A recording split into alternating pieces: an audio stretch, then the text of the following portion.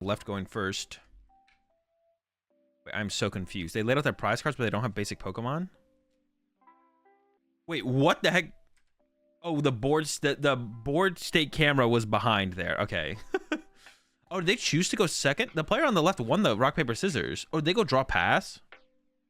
I think the player on the left drew pass. Okay, I think that's what happened there. See them scanning through the deck here. Another big card in the mirror match probably now is Luxray. So if you draw the first prize card, your Lugia could get Luxray immediately on the next turn. I don't actually remember if they got. It looks like they got heads here as they search out an Arceus. And they have an Ultra Ball, so they're gonna go back in here. They also have a collapsed. Ooh, there isn't. I think they have earned research. They did prize and earn though, and actually their reversal energy is also in their hand, so they're not going to be able to Luxray early on here because they're going to lose their reversal energy. Usually they only play one. That's unfortunate to lose the reversal. Maybe you want to attach active here. Maybe you want to hold out for a V-Guard because then your Lugia can't be KO'd by Lugia, to be honest. But then you're going down 2 energy. So that's not great, obviously. So the reversal energy's gone. That's not good. No V-Guard on the active is also not good. There's a T-Tar for the bench. They do have an Ultra Ball, so they probably need to go get another Lugia V. Oh, wait, they actually got rid of the Iono. That's actually curious. They discard their energy there. They should probably keep the energy on the Pokemon. Dude. Where's your energy? Oh. Okay, Meza goes. I think the player on the left side went first. We'll see if they have the turn 2 knockout here. I'm not sure if they went. I think they did go first because they won the rock, paper, scissors. So if they knock out this Lugia, they just win. That's why it's really curious for the player on the right why they didn't Ultra Ball for another Lugia V. I feel like you kind of have to Ultra Ball for a Lugia V there. But let's see if the player on the left actually did go first and this is their second turn or not. There's a research. They get rid of Chops. At least only one Arceus, though, I think. And the Stone Journer. Not benching the Stone Journer. They could have. Ultra Ball. Okay, they seem pretty excited. Medicham. Yo, they got the Medicham in there. What is that for? Oh, for the Guardy matchup, probably, right? Ooh, is that good? Probably not good. It could be good, though. Does the Zacian ever get to the point where it only has like 20 HP left, though? I feel like that doesn't happen. Okay, so the player on the left did go first. They just didn't do anything on their first turn. And as long as they have 4 non-double turbo colorless energy in the deck, they can actually get this knockout here.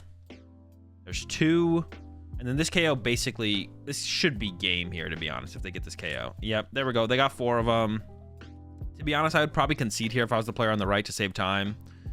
Like, it is possible to make a comeback. It's like almost impossible though. But they should have Ultra Balled for a second Lugia V. This is like not unreasonable for the Lugia player to have done this, even if they just want like draw a pass on their first turn.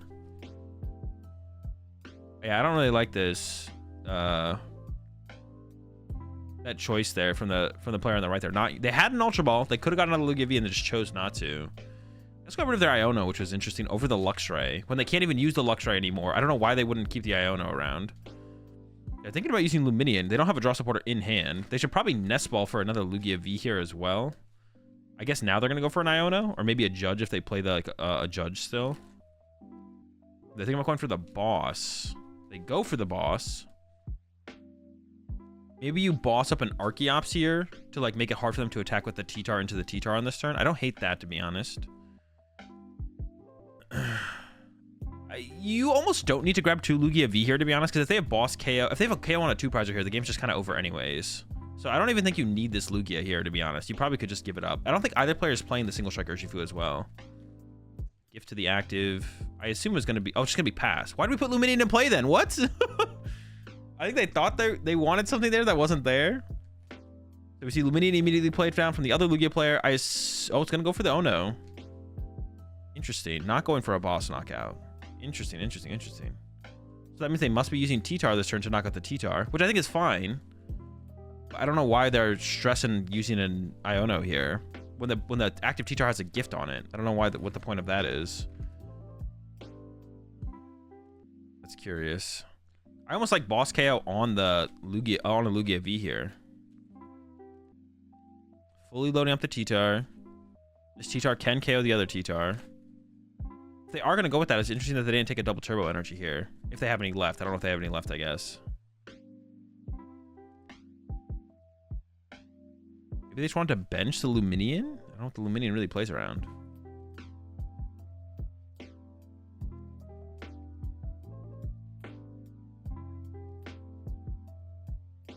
There's the retreat. And then here comes the attack with T-Tar, it looks like. But I don't know. I almost would have liked to have seen them play, like... If they just go, like, Gust Knockout. Put a gift on the bench T-Tar in case your T-Tar gets Gust KO'd. Don't trigger their gift so they don't draw more cards. I don't know. It just seems like... And then I don't even think they're going to play the Iono here. They just put Luminion in play for no reason. Maybe they knew... I don't know why they would do that, to be honest. Maybe they know their opponent plays Path to the Peak or something, so they wanted to go get something with Luminion ahead of time. That could be a reason, I guess. All right, finally, we see the Lugias. But actually, second T-Tar is prized here, I'm pretty sure. So they have no way to KO this active T-Tar here, which is a big deal.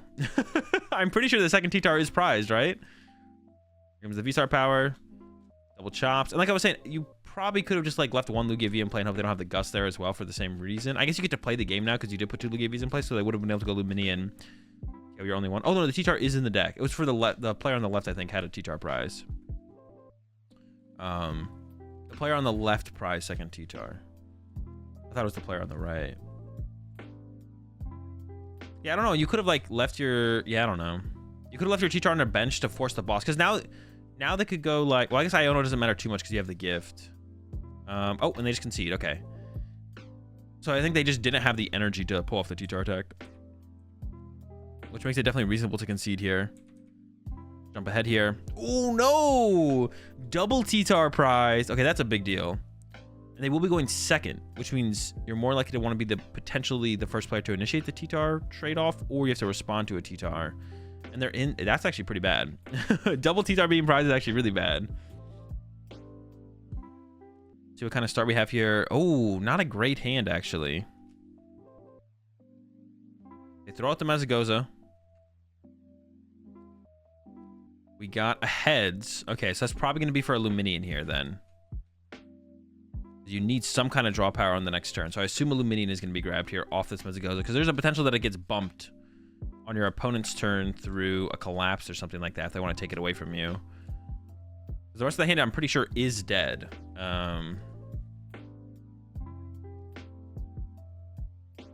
Yeah. There's Luminion.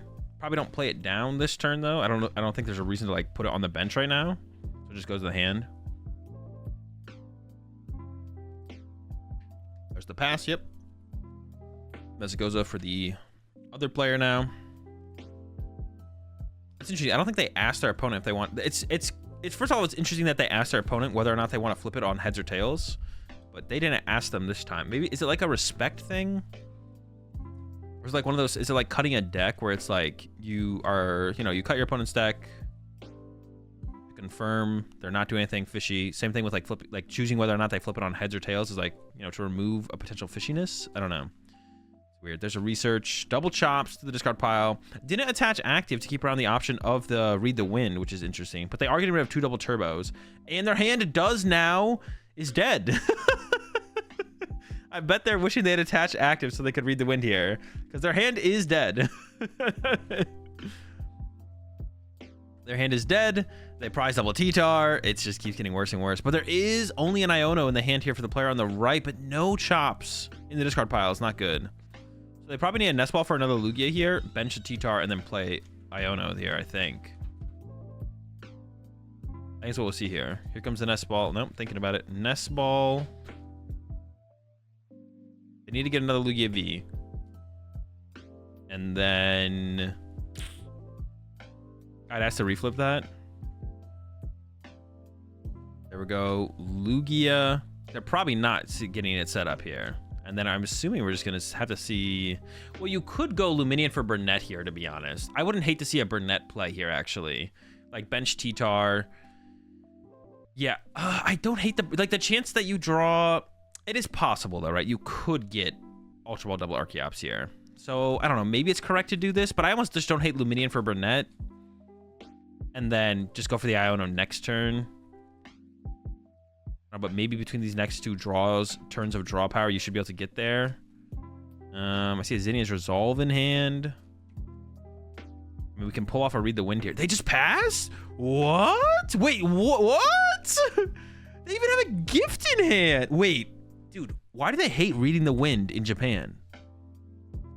Right there, gift energy, play the, well, you could at least read the wind. No, you should play the Capturing Aroma. If it gets tails, you grab Luminion. If it gets heads, then you go get an Archeops and you read the wind with this gift energy and get rid of it. And you get to keep your Luxray plus triple combo here.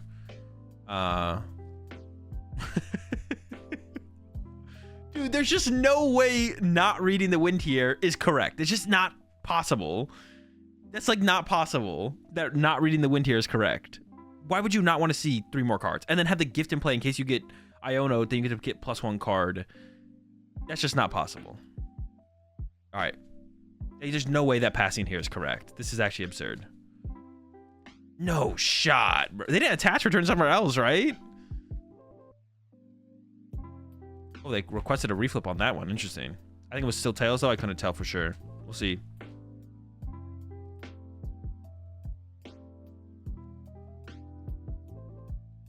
Are these high-ranked players or what? I mean, that doesn't really matter. That's like such a bad... I don't know. That's just a bad... So they made a mistake. You guys, like, in chat need to, like, chill out with, like, calling the players bad or, like, asking those kind of questions. Like, I'm not even saying the players are bad or good or whatever. I'm just, like, shocked at the mistake. It's a mistake, but don't attack the player. Just attack the... Yeah, don't attack the player. Attack the sequence or the action. It just doesn't matter. Like, I'm analyzing the mistake made. I'm not saying anything about the person or the player. There's no reason to, like, attack the player. Like, someone in the chat yesterday said, like, when we were watching the Lost Box game, someone was like, how is this Lost Box player in day 2 or something like that? But that's just, like, so toxic. You don't need to attack the person. We can like laugh at the misplay, right? Like, that's, like, shocking to me, but it's a question more than anything. Yeah, but the way you, come on, Y2K, like, the way you phrased it is, like, toxic. The way you phrased your question is toxic.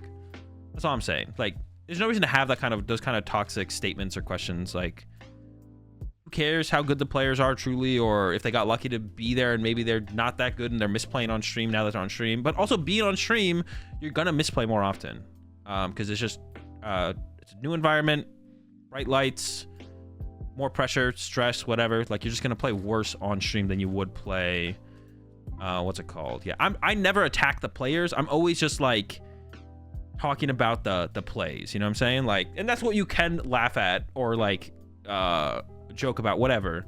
But yeah, don't ever go after the players. Just go after the actual plays. Like, I'm not holding anything against the players. I don't have anything against the players. The play is just, like, blows my mind that we're not reading the wind there. But, like, it's a player making a mistake. It's just a mistake at the end of it. It's not that big of a deal. So, like, calling them bad or, like, what's it called, talk stuff like that is just, like, not cool. Definitely gonna start timing out people for doing that stuff when we're doing these VOD reviews. It's fine to, like, you know, laugh at a situation where my opponent has, like in the when we watched the game yesterday where the player on the win-in against Cal literally had game and then they just, like, threw. That's funny, bro. That's, like, and we can laugh about it and talk about it being, like, a huge mistake, but, like, we don't want to sit here and call the player bad or that they shouldn't be here or how are they here on the win-in or something like that. Just, like, that's, like, toxic. But laughing at the moment itself, I think, is fine.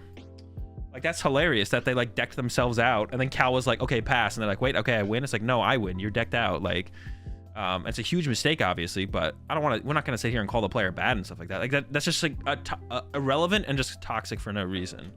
So no reason to attack the players in that kind of fashion. You know what I'm saying?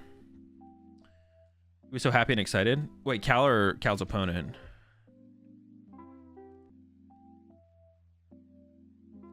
Cal throws again. Yeah, definitely suboptimal word choices there from Cal, but they did still win their top 8 match. So, all right, Baby Evital. Why'd they grab? Oh, they had to get a basic. They're probably looking for a. I think they have an Ultra Ball, so they're looking for a Chops here. Another basic. That's not a Chops. Is cussing really a match loss always?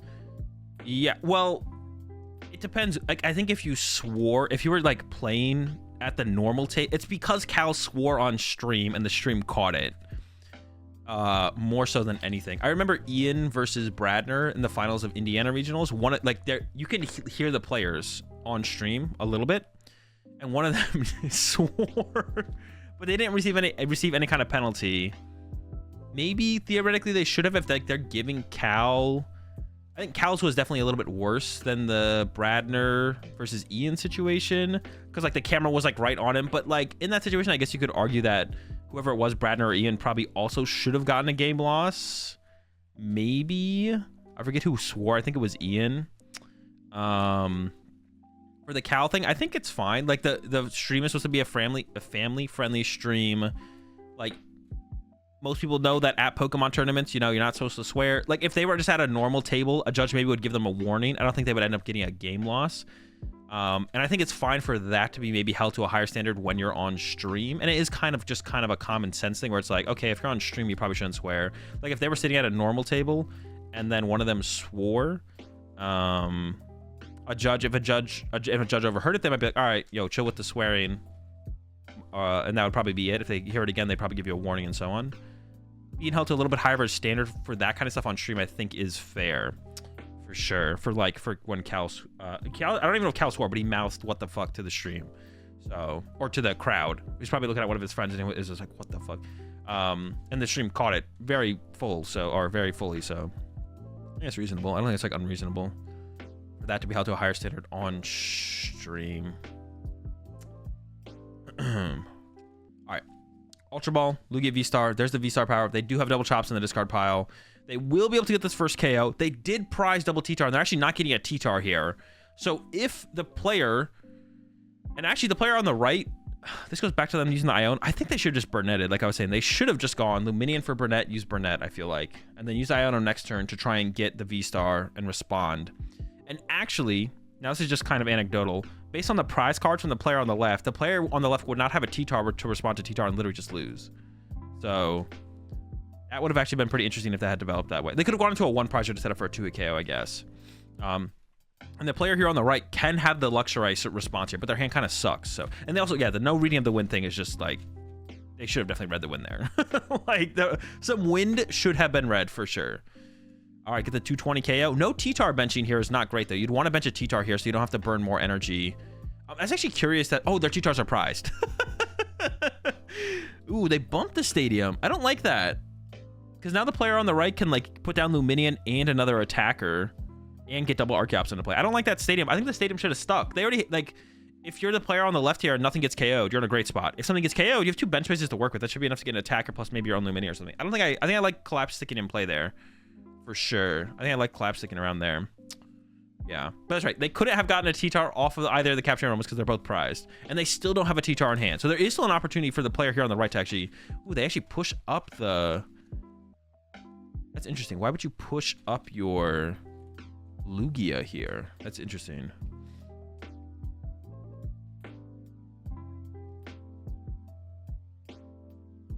Not everyone has wind reading in their arsenal. True.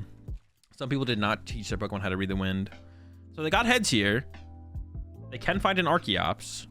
Or they can actually go for Lugia V-Star and then put Luminion down, and then Luminion can get the Burnett. If the Burnett's in the deck. I assume they play a Burnett. They might not, but that'd be pretty silly. I'm not gonna lie, their deck list just kind of sucks if they don't have the Burnett. Oh, they got Tails here. Wait, no, it's not a heads?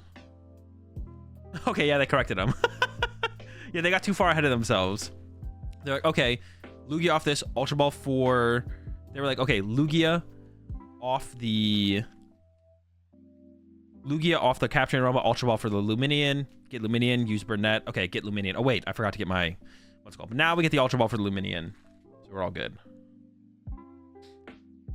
Luminion for the Burnett. And like I was saying, this is what they probably should have just done last turn, because now they're doing it another turn, the turn after instead. Then here we go. V-Star power. And you could have disrupted your opponent's hand with Iono here. They do have a gift on the actor, so it doesn't like really mean too much. There's Luxury. And this is what I was talking about.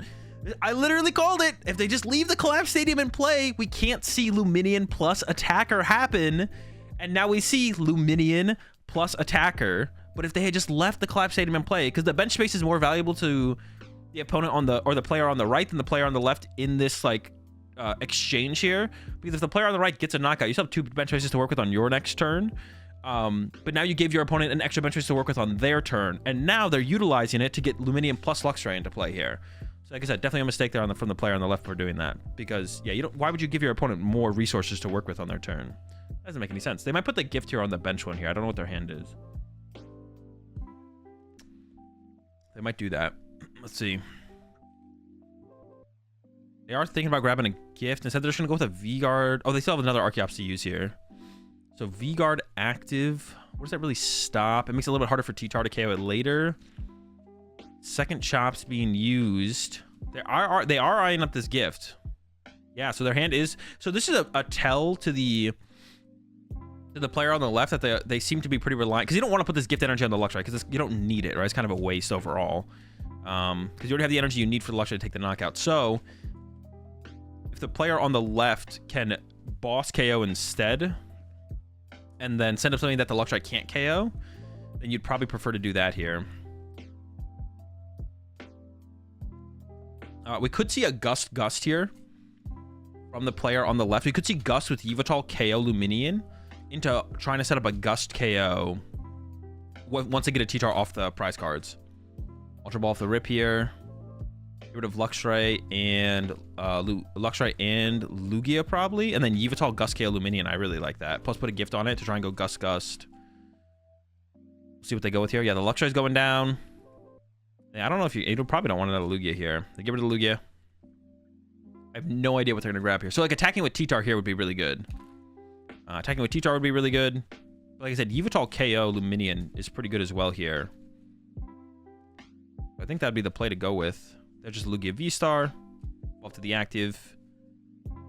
Give him some energy. You could KO the active Luxray with your Lugia as well, but it doesn't seem very good. Why are we not doing the Yveltal? They are going to KO the active here with the Lugia. Or they might still be boss KOing the Luminion, to be honest. They could be still doing that. Actually, I kind of like that. Yeah, Lugia boss KO Luminion is also fine here, actually, because you keep the single strike energy in the deck.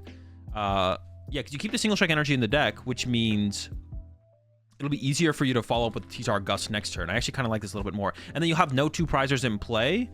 Oh, they are benching the Yveltal, though. You could probably put 2 single strike energy on this. Oh, they just fail it. But you want to set up a pivot to get into your T-Tar next turn. I don't like not setting up a pivot here. Huh. Gift to the Yveltal. Okay, one more energy on that Yveltal seems correct here, because you have no pivot set up. Maybe the gift to the Archeops is better. So they KO the Luxray. Wait, am I like No, wait. That's not how the prize trade is going to work out here. So now we can see Gust here still. Or they could have gone like T-Tar, knock out the active, and then Gust after. But then you'd want to save the gift as well. I don't love how this is the...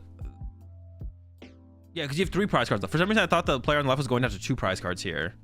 Well, they would have if they had gone Boss KO... Yeah, I still think for the player on the left, if they go Boss KO Luminion, then Luxray comes back up, knocks you out, but you have no multi-prize Pokemon in play, so then you can go Yveltal, knock out Luxray into T-Tar, 1-hit KO, whatever their active is, or Stonejourner, Boss KO, and Archeops. Or get Stonejourner here, put Stonejourner on the bench, Stonejourner KOs the Luxray, and then then Yveltal KOs Luminion. So I think they should have Boss KO Luminion here with this Lugia still, and then you just go one prize to win the game.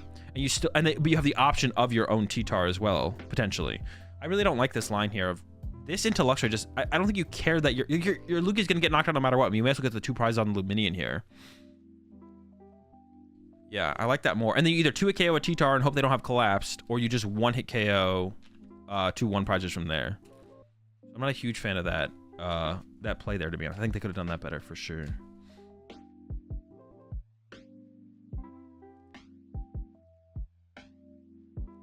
Not a big fan of that. I think they could have done that better. Yeah, doing what I said, I think is definitely correct. Because then you set up perfectly. You also set up to like have Iono not be an impact here. But getting Iono'd here is actually not great because you don't have a gift on your active. And Yveltal into T-Tar is not as good when you have 3 prize cards left. So yeah, this is actually just I think it's actually a really bad sequence here from the player on the left. They definitely should have gone Boss KO Luminion, go down to 2 prize cards, and then Yveltal hitting anything next turn is like a reasonable trade.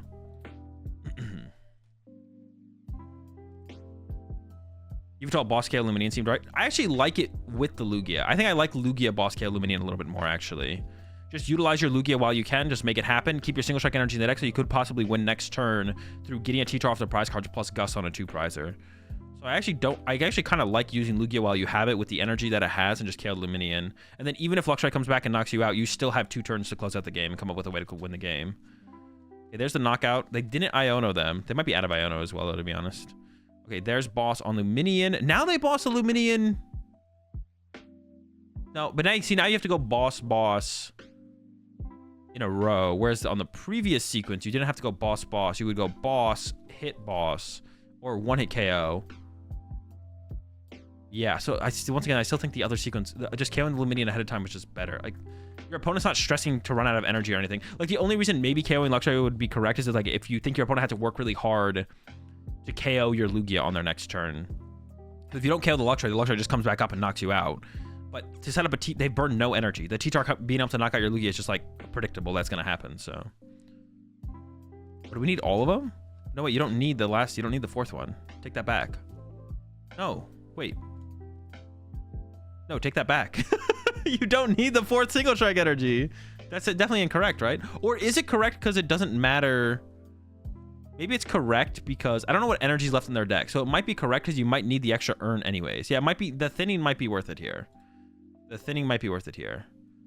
They do have double urn in hand, but they have no way to pivot they have no way to pivot though. This is why they should have set up a pivot on the Arceus a little while ago, I think. There's the knockout. But yeah, I don't know if once this, they could actually, yeah, once this Yveltal goes down, they finally have a T-Tar. They finally have a T-Tar to work with, but can they retreat? I don't know if they can retreat here, actually. Like, can they...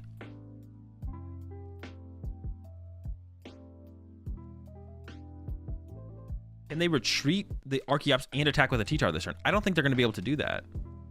Maybe they have another energy left, though, because they could, like, put all 4 single strike energy in the deck, search them all out with the Arceus, and then still have a... They actually might have a V-Guard in the hand right here, so they might be able to do it, actually.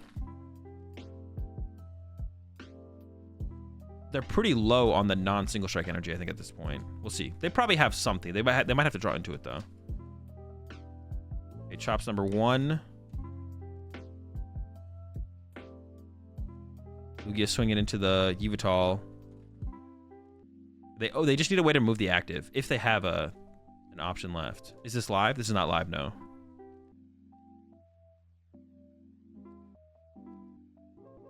Yep. Do they have the Iono? The Iono doesn't really matter too much here, to be honest. In fact, it's probably better to not Iono because well, that's a tough call, to be honest. Okay, they don't have game in hand. They still need an energy to retreat. They have triple urn now. They have an Iono. They have a Luminion, so they go Luminion for research. They have Ultra Ball and Capturing Aroma. They have a research actually in the hand, so they can see a lot of cards here. So just thin out the deck as much as possible. Do they have an energy in there? No, they don't. I don't think so. Oh, they do. They have 1 double turbo. I take it back. They have 1 double turbo left. Okay. I mean, it's probably correct to have the gift on the Yveltal as well, so you don't get Iono'd on the previous turn. That'd be... yeah, that's probably correct. Okay, earn for 2. Second earn for 2. Then they have an Ultra Ball as well. They can also Luminion for a supporter to thin that out of the deck as well, which they probably should do. They are going to do that. Yeah, Luminion. Just get another supporter. Increase your odds of drawing into that double turbo.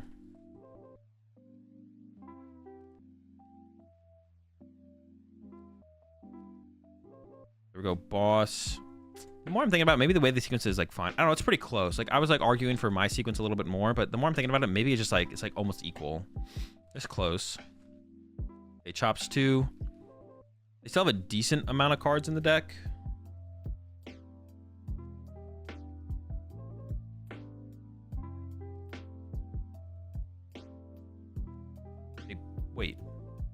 Wait, what? Wait, am I trolling?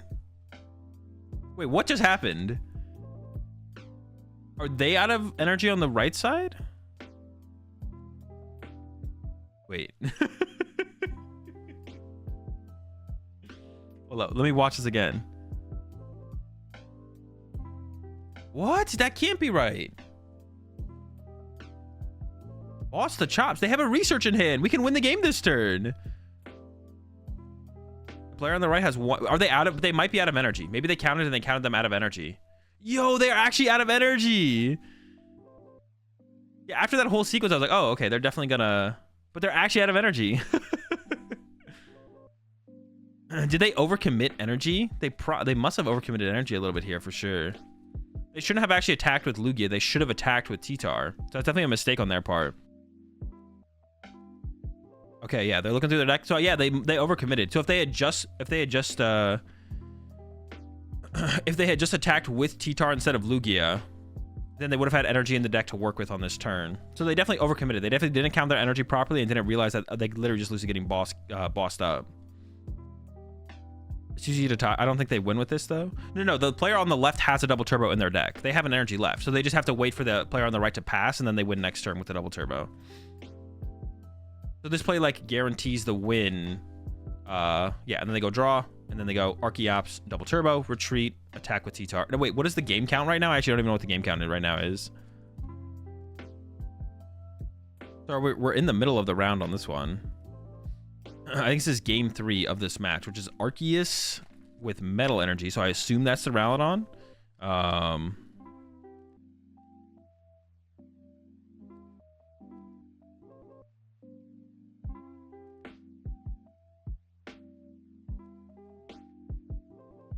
Battle VIP pass.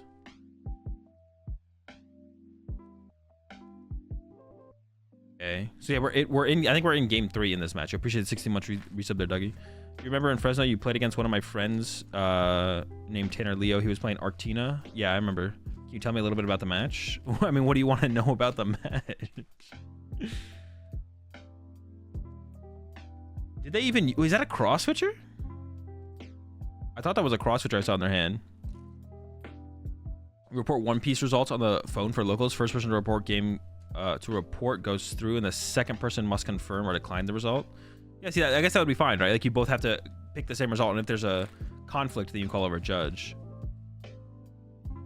Yeah, I don't know. It seems like it would be fine. Like I don't think there'd be too many people trying to scumbag the situations. I mean, that was maybe like another thing that was going to be happening with PEM was going to be online phone submission. The path is interesting here. Path doesn't slow down Guardian these early turns too much. Yeah, the path doesn't slow down Guard. I don't like, because now you lose Starbirth potentially for a turn. Like if the Guardian player just goes evolve to a couple Kirlia pass, then all of a sudden the Arceus player might not be playing the game next turn. So I don't really like the aggressive path here.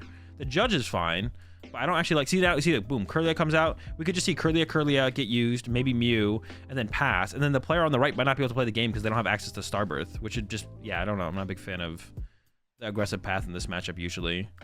I feel like it probably screws over the Arceus player turn 2 more than it screws over the Guardian player.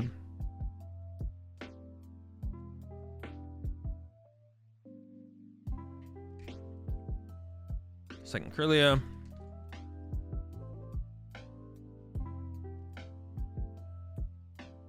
I feel like the Arceus player is being put in worse of a spot than the Guardian player because of that.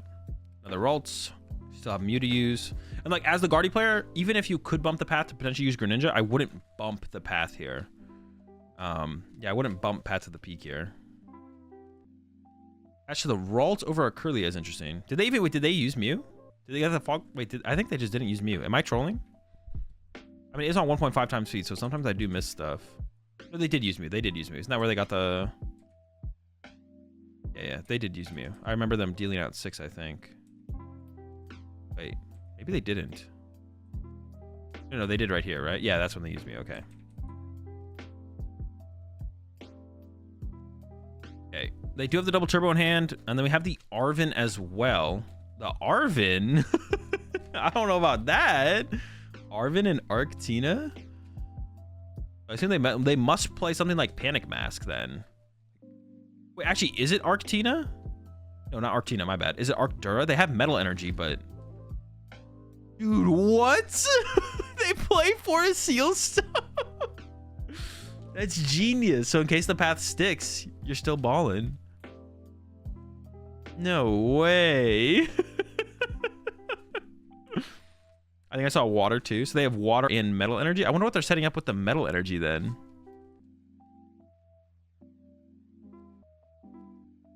to... that's a little too wild. I don't know about this. They grab the B barrel off the Ultra Ball, and then I don't know if they've used the... Have they used the V-Star power yet? I think that... Yeah, they did. So they probably have an Arceus in it, because they have the double turbo in hand. Gudra? Oh, yeah, it might be Arc Gudra. That makes sense. Okay, let me see a draw for 4. Let's see if they can find that Gudra V. They probably want it here. They don't want to set up another Arceus if they can set up a Gudra. Another Ultra Ball. Getting rid of another energy. Eh, there's the Gudra. Okay, it is Gudra. That makes sense. The Gudra does make sense for sure.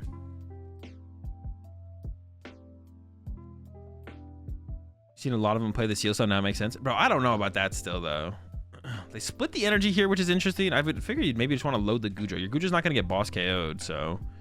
I would probably just load up Gudra here, to be honest. I like the idea of loading up the Gudra more than I like of having the option of Arceus. There's the Ralt send up. I guess maybe they attach to the Ralt over the Curlier to make it a pivot, actually, to be honest, which makes sense. Now it's pretty important to be doing something this turn. You could go one more turn without doing anything, though, as the Guardy player. It is possible to go one more turn without doing anything. They did use a Stadium turn 1, so they are down a Stadium here. Another Shiny Arcana Gardevoir hit. That's actually interesting. Getting rid of 2 Shiny Arcana Gardevoirs when they could be evolving on the bench. They get a Curly out there. Here comes the Super Rod. Yeah, why wouldn't you keep one of those around? There was nothing else to Curlia away out of the hand? And then they just go Curlia for Curlia. Wait, that's interesting. I don't know how I feel about that.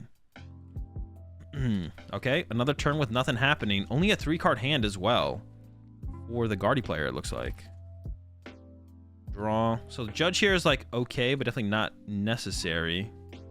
Eebs for 2. There is Cross Switcher in that Guardy list. I don't know about that. Cross Switchers? That's like a lot of cards to commit to it. I wonder if they play 4 Cross Switcher, or maybe it's just 2. I'm almost positive that was a Cross Switcher in the hand there. Another dude, the Arven in here. I don't know how I feel about the Arvens in here. That's interesting as well. Arven, Arceus. Arceus. They play choice spells. I would assume you'd play Panic. If you play Arven, I feel like you should be. Oh, okay, that's what they play. The box of disasters. Yeah, they probably have something in here for the Guardian matchup. If they're playing Arven, they definitely have something. That is the box of disasters. Very cool. Very cool. Very cool. Okay, there's the knockout.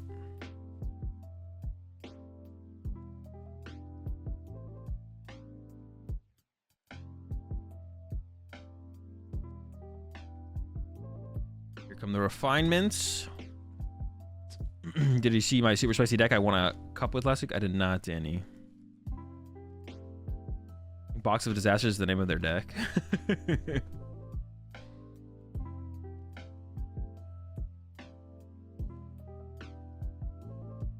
Huge for this matchup. That's really it, though. Yeah, I don't think it has too many. What does it do? Is Box of Disasters do 8 damage counters if they knock you out? I think it's 8. Is all about the Arvens. The Guardy player, they have no knockout this turn, but they did get a Guardy EX into the active, though, to slow down the Arceus player. Potentially. They could have a boss here and just go take out the benched Shiny Arcana. Double turbo to the Beebs. Yeah, I wouldn't hate to see boss here on that Gardevoir on the bench. Ultra Ball happening, getting rid of the Ono. I'm gonna go get a Gudra V-Star, I assume, here. Nope, the Squavette. All right, we need to do a little bit more digging in the deck, apparently. We're going back in. Makes sense as well.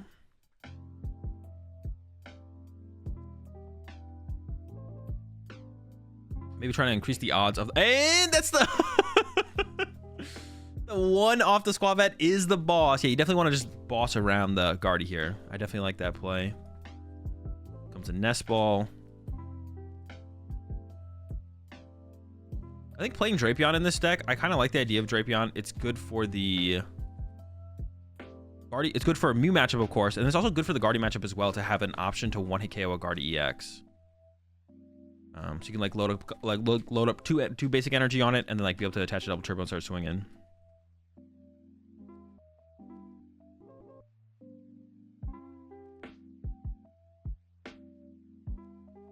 Why Sealstone? So you have like something you can use under Path, I guess. I mean, it worked. It worked for them. They went Arven for Sealstone. when the path was in play. Man, this Guardy player seems pretty cooked here. Checking the energy count maybe a little bit here to see if they could like boss stall something. Or cross-switcher stall. They do play cross-switchers. But it's not looking good for the Guardy player. They've been through a lot of their deck and just have not been able to find anything. Retreat to Guardy X and pass. Oh my gosh. Do we see another boss here for the Arceus player? Just, yep, there it is again. Boss on the Curlia. And then Squavette gets 1. E-Barrel for 4. They probably play like 3 or 4 boss in this Arceus deck. There's the Goodra V-Star finally. I've been waiting to see that. Vacuum. Gets rid of the Spiritomb, so that's their answer. That's one of their Mutex here is the Spiritomb. Knockout. Down to 2 prize cards. This one is looking pretty much over because like the Guardy player can't respond with a... The way for the Guardy player to win this game now is basically attack with Guardy EX, attack with Guardy EX to get the first 2 prize cards, and then go into a Shiny Arcana. There's a worker finally, but yeah, it's gonna be. I think it's gonna be too little, too late. We'll see. See if they have any hope here. But they basically need to attack with Guardy EX this turn, and attack with Guardy EX next turn to 2-hit KO this Arceus, while the Arceus Goodra player is just punching the Guardies, and then you go into a Shiny Arcana Guardy for a 1-hit KO, into a Zacian for a 1-hit KO. So it is still possible. It's just extremely unlikely at this point for that to sequence out that way, I think. There's Shiny Arcana, but you need another Guardy EX here, though, on the following turn. You need to, like, protect your potential for your prizes getting KO'd. There's double cross switcher on the B-Barrel. Oh, but if they do play Sky Sealstone, I guess that could work here as well. You can go for the B-Barrel knockout, into the Shiny Arcana Guardy knockout, into Zacian knockout. Okay, I don't hate that. But we have the Box of Disasters Goodra in the active here. And there's a boss on the Shiny Arcana that basically ends the game here as well. So if they have boss KO here on the Gardevoir, the game basically ends. But it might just be a punch into the active. And then there is a possibility for a comeback from the Guardy player. Like I said, there is a possibility. We'll see. They're stressing about it. They definitely have something they could play, but they're choosing not to play it. If they have a boss here, I think they definitely should boss. Well, they could also just save the boss for next turn and then boss KO this to win the game on the next turn. That was also, like, obviously reasonable. So maybe that's what they're thinking. Yo, the deer! Oh, so they can play around Box of Disasters with that.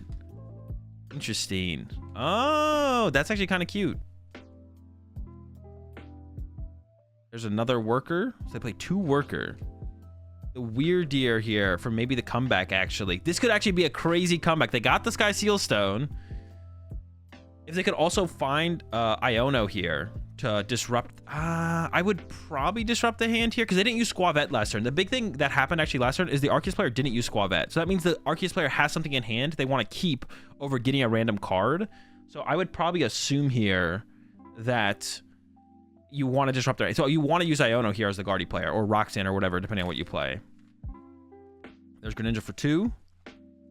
But yeah, I would definitely Iono here if you have... And there is one in the hand, so I would definitely use that here. No, they Ultra Balled away the... Oh no, they used Worker already. They already used Worker. So they can't. So actually, no, they get to keep their hand here. Okay, yeah, that's right. They already used Worker. 3 more on the active. 300. Wait... Oh, but they can Weird Deer it all to the... Yeah, they can Weird Deer it up.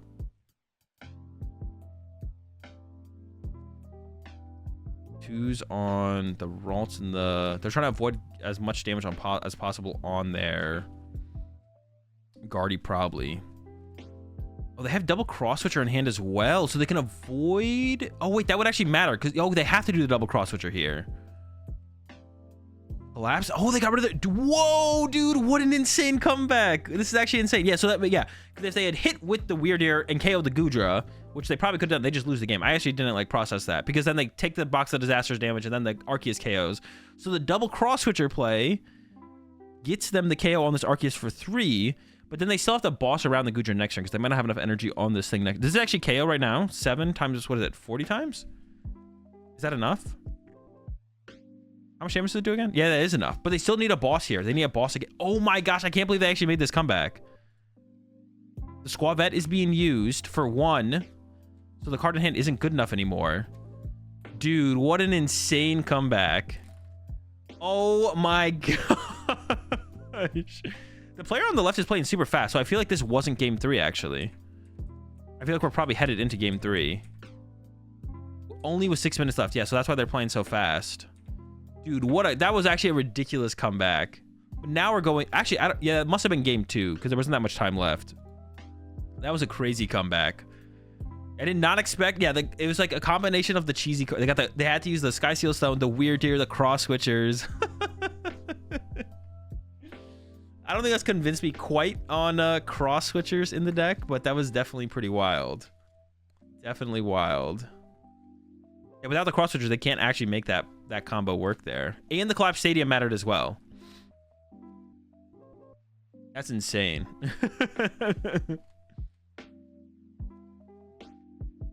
Patch active into the path. Once again, I don't really like this aggressive path here. I don't know what the rest of their hand is. Because he didn't squad, but yeah, they probably had the boss, and then the collapse was huge as well. I don't like this path here. Don't you want to like Starbirth next turn for Judge? Like, I don't know. Not a big fan. The retreat to the Mew. Well, they got to lose the end. Oh no, like they hit and run. What? What is their hand that they hit and run? Don't they have an Iono in hand? I guess you don't want to increase your opponent's hand count here. Wait, did they even use the Mew though? Oh no, they hit and run. Wait, why don't you retreat to the Mew and then use the Mew's ability? Is hitting and running here actually correct over retreating and using Mew? Probably not. They're probably just playing really fast and not really thinking about everything too much. Also, they have the Iono in hand but chose not to do that, which is interesting. But I guess you don't want to increase your opponent's hand size. But yeah, so if their hand on the right is truly dead, then yeah, why would you ever put this path to the peak and play? Because that severely limits your top deck outs. Now, like if you top deck an Arceus V-Star, you just don't have... I mean, you are going to be able to get a KO here at least. 130, knockout, draw a prize card. Yeah, retreat plus use Mew there seems a lot better. But once again, they're playing fast. They're trying to get through this game. So in these kind of situations, making some kind of mistakes like that is like a little bit more reasonable. They had the Zacian in hand there. I think that maybe... Oh, that was the Weird Deer maybe. If you don't want to bench the Weird Deer ahead of time, probably. I thought it was a Zacian, but I don't think they played the Zacian. Okay, we're Candy into the Guardy. Draw 2. Or get 2. They could load up an... Oh, they chose not to load up an energy. They can't use Greninja here. Teleportation for 10. That teleportation makes sense. Push up the Arceus. Wouldn't you... How much damage is this doing, actually? 100... What is it? 30 times? No, what is it? I forget what it is. It's 30 times, right? 150? 150... 180. Why wouldn't you put... You should have put the energy on this Gardevoir then, right? They're doing 150. They would have done 180 if they had put an energy on it. So they should have accelerated that energy to Guardy. Because if they just attack with Arceus again, which they might, just like Arceus V could be attacking next turn, then you're attack away from knocking it out. Well, I guess Arceus actually currently doesn't KO Greninja anyways, though. So maybe that's not a good point. Yeah, maybe not then, actually. I take that back. Yeah, because actually Arceus... It would have to become a V-Star to actually knock out your Greninja. Yeah, I guess maybe not. That's not worth it.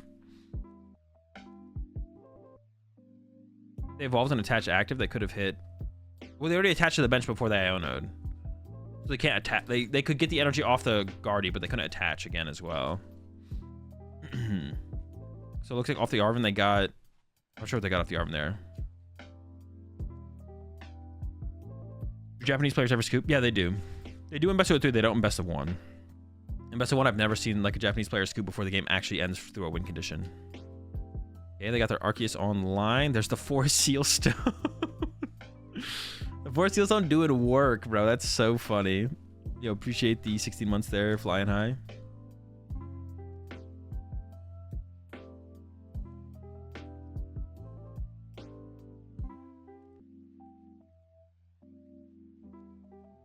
Okay, B-Barrel's in play. Drawing some cards. How much time? They don't have much time left here, though. 1 minute left. And the player on the left is the second player. Yeah, I don't think this game is finished. One of the players I think needs to get to 4 prize cards left. I don't know what exactly what there is something that happens when a player is like close enough to winning, but I don't know what the actual thing is.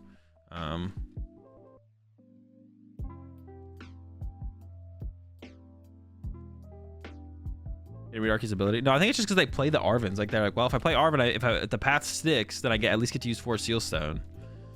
Which so far it's worked both times, but.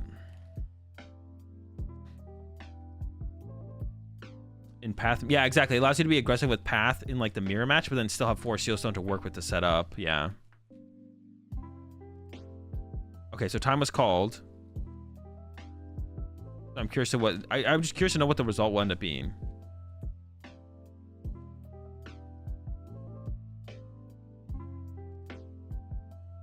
I think the player on the left gets one more turn, if I'm not mistaken. I don't think enough prize cards have been drawn for the game to count, so I'm pretty sure it's going to end in a tie here, because this is game 3. Or maybe like 4 prize cards need to be drawn total between the 2 players for it to count.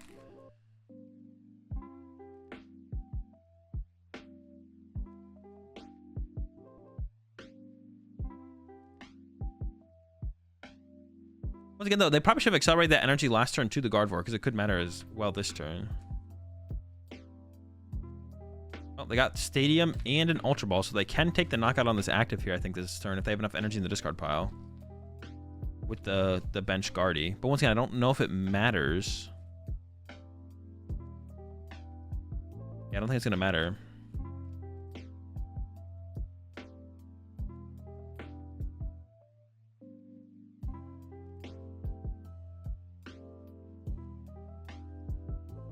Ultra Ball, Guardy EX. But, oh, they're going for Curlia, actually. Hold up. Maybe they have Guardy EX in hand. Yeah, I don't see a win condition here, though, still. Like, I don't think there's a... Oh, once again, I don't know the time rules, though. Did the opponent just start doing the hand thing every time they do an action? They were not doing that the rest of the game, were they? There's no way I just noticed it if they were doing it the rest of the game. I'm almost positive they were not doing it the rest of the set.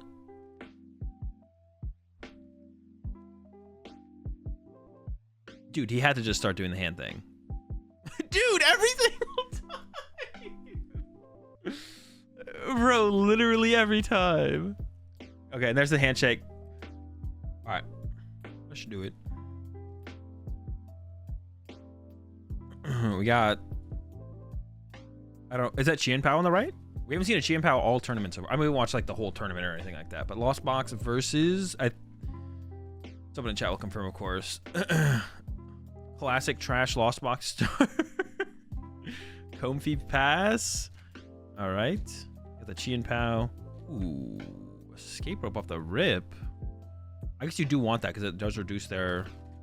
Into the Iona. Okay. So not a great start here for the Chien-Pao player. The escape rope is good though because it does reduce their outs to like the Comfies and stuff.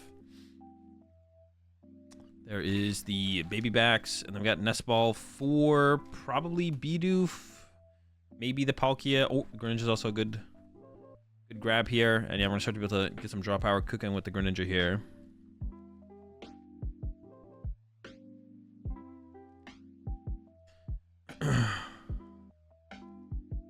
This is game 3, by the way. Oh, we're already in game 3. Geez, so this is like another round. This is round 11 here. Dude, how are they like putting these matches in here, man? All right, so this is a game 3 round.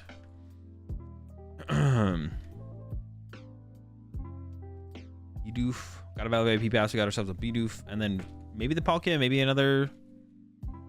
The Chien-Pao. I don't know if they're actually playing the Palkia. A lot of people were playing Palkia in the last tournament we watched. I don't know if they're actually playing Palkia anymore. Still, that's double Chien-Pao. So. Greninja in the hand here. There's also Grass Energy in the hand. So they're playing... Oh, is it just lost Tina? It's probably lost Tina. Actually, the score... Oh, that's right. The X's and O's. I forgot to like look there. Yeah, so we are in game 3 here. Lost Tina versus Chien-Pao. There's a Tina. I can't see what's in the rest of the hand here. They definitely want to use Comfy this turn. The question is, like, how are they going to get into the Comfy, I guess?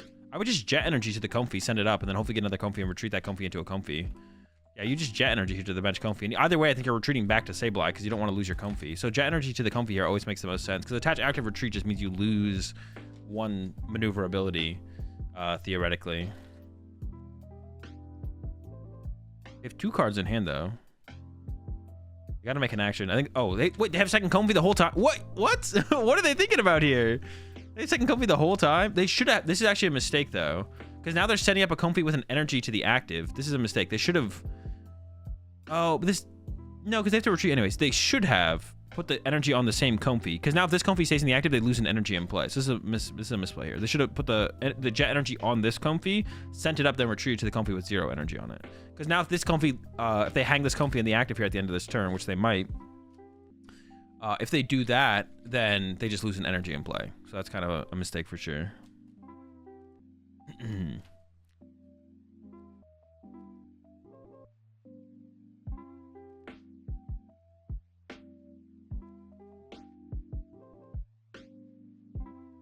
Is Lost Tina? Lost Tina definitely gets better this format, I think, for sure.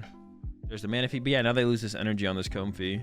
Manaphy to protect the bench from the Greninjas. That's good. And it's probably going to be a pass. But yeah, now if the Chien-Pao player just knocks out the active here, they get to take that energy out of play. So definitely a mistake, like I said. No Cram Punches early. Also not great. I would imagine Tina's a pretty solid attacker in this matchup, just to like hit through the Chien-Paos and kind of put it on the Chien-Pao player to have to draw like the full combo of cards every single turn. The Chien-Pao plus the energy to KO the Tina, and you try and like repeat that process. Go with the Greninja for 2. They don't actually even need... They probably want to get Candy Baxcalibur here, because if you don't get Candy Baxcalibur here... Oh, they are playing the Palkia. At least one. Then the Lost Zone player can Greninja the Baxcalibur, or the Baby Bax, or they can Sableye it potentially. Sableye would be pretty tough with only 3 in the Lost Zone, but they could KO it with the Greninja at the very least. And that's not a good thing, so... Let's see what the Chien-Pao player has. Have the Candy Bax, or is it just attach active discard 2 for the knockout? Uh-oh. Wait, there's an Ultra Ball. They are getting rid of a Palkia here. So they must play a 2-2 Palkia if they're getting rid of one of them. For the B-Barrel, they haven't played a supporter yet, so they're still just an Irida away from having Candy Baxcalibur. Let's see. There's the barrel. The B variety. And then just the knockout? Oh no! This is actually so bad here. We could see the knockout on that Frigibax. We're gonna just start off with...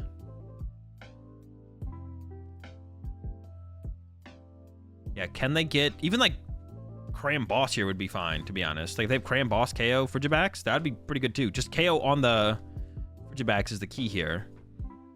So they could attack with Greninja, maybe. If they play Water Energy. I don't think all builds of Lost Tina play the Water Energy. I think most probably do. Most of them probably do play the Water Energy to have the option to attack with the Tina. I shouldn't go look at the lists on Limit List real fast. Looks like they all have the Water Energy. Yeah, they all do. So you really want to attack with whatever I just said. You really want to attack with Greninja here, if you can. They have 6 in the Lost Zone now, so it might be tough to get to that 7. Yeah, they might not be able to do anything here, to be honest. We'll see. Yeah, attack with Greninja here would be optimal. Yeah, second Tina coming down. I don't think they're getting anywhere. Are they going with the Lost Abyss? Oh, man. Yep. That's definitely not what they were wanted to do this turn. Lost Abyss is definitely not it. They do finally get themselves up to 8, but not be able to KO that Frigibax is so bad. That's like the play there for sure, is KO Frigibax. Remove it, obliterate it, annihilate it from play. That was definitely what they wanted, but... Abyss Seeking? Oh, what did I say? Abyss... Lost Abyss? Did I say Lost Abyss? Seeking the Abyss? Yeah. Not looking good now. The Chien-Pao player is now going to be up 3 prize cards, and there's another 2 prizer in play in that other Lost Tina. We still haven't seen the Candy Baxcalibur though, so if that doesn't happen, there is still some potential here. V-Star power is also being used. That makes me think that the Candy Baxcalibur is not an option here. So on this next turn, we could see Sableye KO Frigibax. Yeah, we could. Yeah, KO Sableye KO Frigibax is still a reasonable play. Probably a little bit more likely than the Greninja play as well with this Iono coming down. But, I mean, it is Iono to 6, so it's like not that big of a deal. Will we finally see the Candy Frigibax? Or is it still saying, alright, we see an Ultra Ball. Bye Frigibax. Goodbye Super Rod. Let's see what they grab here. They did get the Baxcalibur. They might not have the rare Candy yet. If they Candy out this Baxcalibur here, I'm going to go ahead and make a call that the game's over on that play. Yeah, if they have Candy Baxcalibur here, Oh, they got it. It's all right. So now this game's basically over, I think. The only hope was to like go after the Frigibacks and then start attacking with Tina following that. And then the Baxcalibur player might struggle to, or the Chien-Pao player might struggle to keep up. Yeah, I think this one's basically over here. We'll see. Energy's getting loaded up everywhere now. And here comes the knockout. Boom. Goodbye, Tina. Down to 3 prize cards left with the 2 prizer in play. No way to one-hit KO the Baxcalibur unless you like get a Tina plus boss combo, but that's super unlikely to pull off here. Super off for some energy. I assume that means that Mirage Gate's about to go down. It's the only reason I can think of they'd want to do that immediately now. Yeah, Mirage Gate. They have 8 in the Lost Zone. But yeah, like I said, I don't know if this ever leads to anything. I don't think it ever leads to enough. I don't think it ever leads to enough. Like, what is your game plan here? Maybe if you have Tina, maybe if you do have Tina V-Star plus boss KO on the Baxcalibur, maybe that's enough to get you back in this game. That's the only thing I can think about. That's like a weird sequence here, though. Why would you, are you trying to draw into an energy here? That's definitely a missed sequence here from the Tina player. You wouldn't, why would you Rod and then Mirage Gate? Are you trying to get that third energy? Are you trying to hit into that third energy off of the Comfy? And there's the Colress, so no boss available. So the Baxcalibur staying in play this turn. Yeah, that's looking bad. Pretty clean. Colress here, though, had a Battle VIP pass in it, so that makes it pretty easy, but I don't think easy is enough here. Maybe you could attack with Sableye this turn still and put damage on the Baxcalibur. But I assume we're trying to attack with the Tina here. They do have 10 in the Lost Zone now, so they could use the V-Star power. And if they just end up passing here, hopefully they do have a switch card. Okay, they're definitely attacking this turn. Question is, what attack are they going to use? It is the switch card into Tina. They might V-Star power. Attached to the bench, so it is going to be the V-Star power for the knockout. There we go. And hoping that there's not going to be a return knockout, but I have a feeling that there is probably going to be a return knockout here. We'll see. Yeah, Chien-Pao gets sent up. They still have all 4 superior energy retrieval, I think. Or they used 1 last turn, I think. So they still have 3 left. I'm sure they still have like 4 Irida left. Yep, there's the Irida. Grab another Chien-Pao. Maybe another Chien-Pao. Grab a superior energy retrieval. Load up a bunch of energy in play. And this one, yeah, like I said, this one's probably cooked. As soon as I got the Candy Baxcalibur, it's probably cooked. That's one of my things with the Baxcalibur deck, to be honest. So they probably have a superior energy retrieval in hand, and they're grabbing the VIP pass to discard it. Is like, Lost Box can so aggressively go after your Frigibacks, like, it feels hard for this deck to actually beat Lost Box because of that. That's why attacking with something like the Palkia seems like such a big deal in this matchup, because, like, you don't lose your energy to attack with every turn. Even if you're just discarding 2 energy to KO a Sableye, if that Sableye is locking you out of Frigibacks, you just eventually lose, I feel like.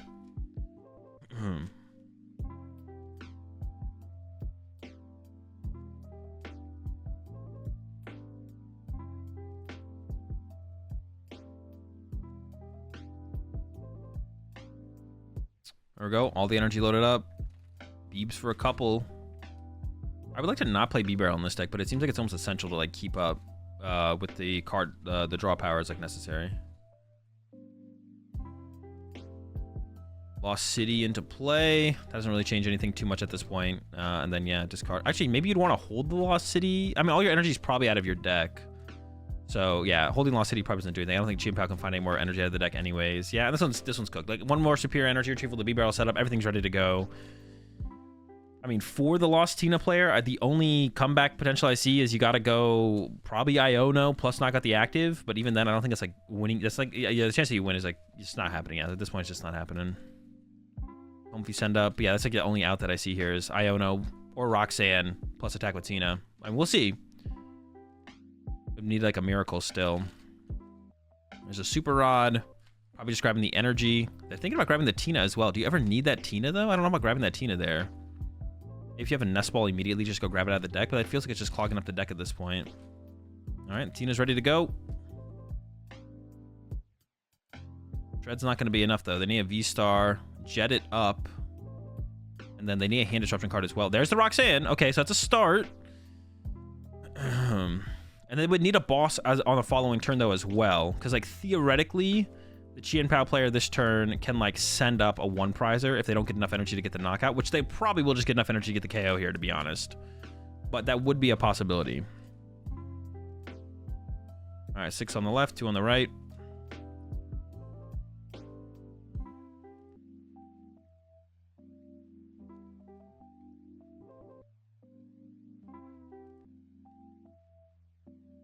pause the time. Oh no, it's still going. I don't know what that was. That was weird.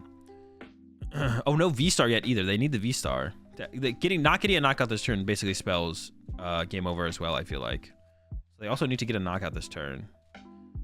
That's it. Shred for 160. So that gives the Chien-Pao player like +1 turn to play the game. I mean, the game's probably over this turn anyways, but we'll see. Maybe there's Irida. They should have plenty of superior energy retrieval left. You do play 4 in the deck. There's Excalibur. There's an escape rope. That also works. Escape rope attack with Palkia will also be game. Yeah, it's funny that they like in this situation, like they're playing out the full sequence of everything. They shuffle properly, get the escape rope. The Lost Box player is not conceding. Now, I think if this was like game 1 or game 2, the Lost Box player probably would concede. As long as they actually won game 1 if it was game 2. But yeah, whenever, like if it's best of 1 or in these situations in Japan, they always like fully play it out. And then attack with Palkia, knockout, last prize card. Okay. And that should be game unless... No, okay, it is over.